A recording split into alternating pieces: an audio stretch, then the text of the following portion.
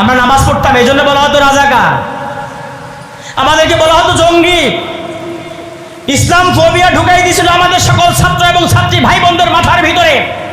ওরা ছাত্র শিবির এবং ছাত্রী সংস্থাকে দেখলে মনে করতে এরা মনে হয় যেন বিশাল এক আবৃতওয়ালা কোনো জীব জানোয়ার অথবা কোন গ্রহের কোন এক জীব জানোয়ার মনে হয় এখানে এসেছে, এইরকম একটা টেন্ডেন্সি তাদের মাথায় ঢুকাই দিয়ে দিয়েছিল।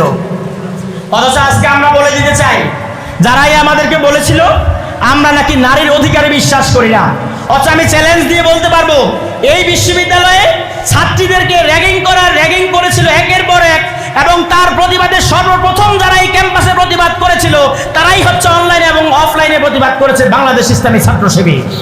বন্ধুরা আমার, ছোট্ট একটি ভাইয়া সর্বপ্রথম বক্তব্য দিয়ে গেল ছাত্র ভাই বোনদের পক্ষ থেকে। আমি তার কথাগুলো শুনতেছিলাম, আর অনেক বেশি ভালো লাগতেছিল কি তার প্রত্যাশিত ক্যাম্পাসটা কিরকম হওয়া দরকার।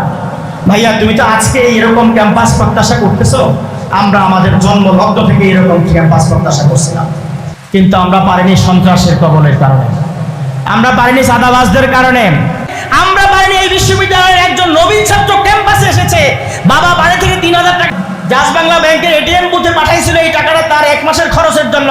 আমরা দেখেছি আমাদের চোখের সামনে সেই ছাত্রলীগের সন্ত্রাসীরা তাকে ধমক দিয়ে, ধাক্কা দিয়ে, থাপ্পড় দিয়ে তার বাবার কষ্টার্জিত সেই সম্পদের 3000 টাকা তার কাছ থেকে জোর করে থাপ্পাইয়ে নিয়ে যেতে আমরা দেখেছিলাম এই ক্যাম্পাসে। সেদিন কথা বলার সাহস আমাদেরকে দেয় নাই।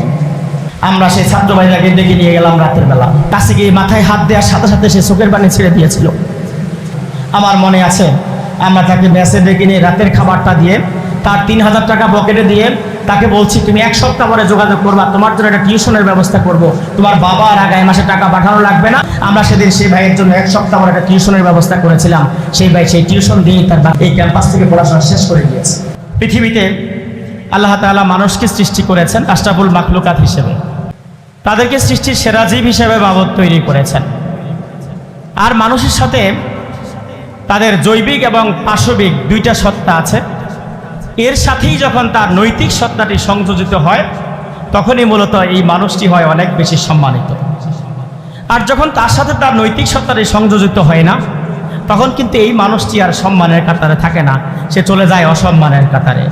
আল্লাহ মানুষের 2টা পরিচয়ের কথা বলেছেন, লাকাদ খালাকনাল ইনসানা ফি আহসানি তাকওয়িম সুম্মা রাদাদনাহু আসফালা সাফিলিন।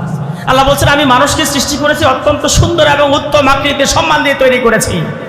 আবার এই মানুষকে আমি নিক্ষেপ করেছি একেবারে অতল গহ্বরের নিম্ন দেশে নিক্ষেপ করেছি, কারণ যখন তার জৈবিক এবং পাশবিক সত্তার সাথে তার সেখানে নৈতিক সত্তাটি সংযোজিত হয় নাই, তখন আমি কিন্তু তাকে একেবারে নিম্ন জায়গায় নিক্ষেপ করেছি।